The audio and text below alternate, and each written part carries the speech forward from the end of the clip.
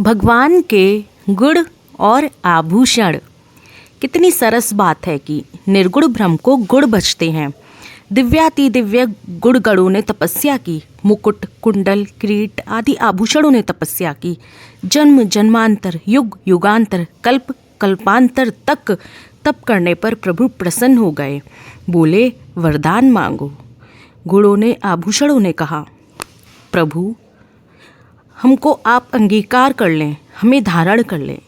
यदि आप हमें स्वीकार नहीं करेंगे तो हम गुण कहलाने लायक ही कहाँ रह जाएंगे, हम तो दोष ही बने रहेंगे।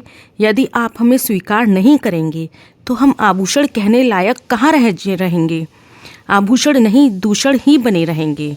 भगवान ने गुण गणों को, आभूषणों को स्वीकार किया। सच्चिदानंद परात्पर परम ब्रह्म श्री कृष्णचंद्र परमानंद कंद के रूप में प्रकट हुए। वे दिव्य स्पर्श, शब्द, रूप, रस, गंध के रूप में प्रकट होकर भक्तों की इंद्रियों को आह्लादित कर रहे हैं। इंद्रियां भगवान का अनुभव कर रही हैं।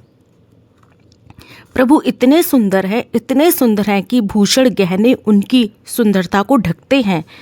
अन्यत्र तो भूषण अंग को अलंकृत सुशोभित करते हैं, पर यहाँ तो भगवान के मंगलमय अंग ही अलंकारों को अलंकृत सुशोभित करते हैं।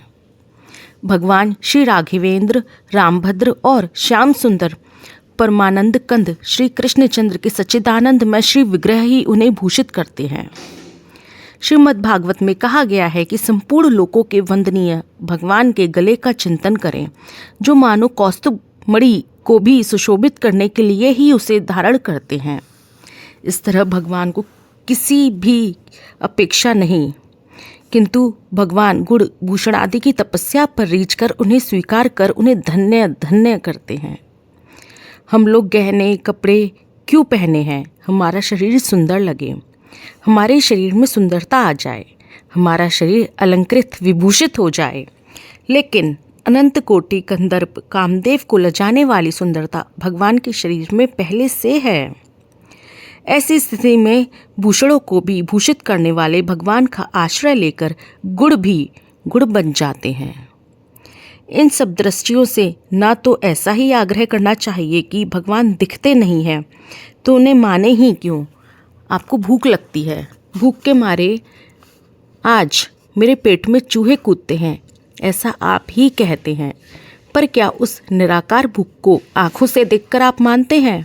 आपको प्यास लगती है, प्यास के मारे जान निकली जा रही है, ऐसा आप कहते हैं, पर क्या प्यास को आंखों से देखकर आप मानते हैं? साथ ही क्या निर्गुण निराकार अन्न से आप भूख मिटाते हैं, या निर्गुण निराकार जल से आप प्यास बुझाते हैं? इस तरह भगवान जहाँ निर्गुण निराकार हैं, वहीं सगुण साकार और सगुण निराकार भी हैं। संसार में पृथ्वी, जल तथा तेज ये सब वस्तुएं निर्गुण निराकार, सगुण निराकार और सगुण साकार तीनों प्रकार की हैं। ऐसे ही भगवान भी निर्गुण निराकार, सगुण निराकार और सगुण साकार तीनों प्रकार के हैं। जय श्री राधे कृष्ण।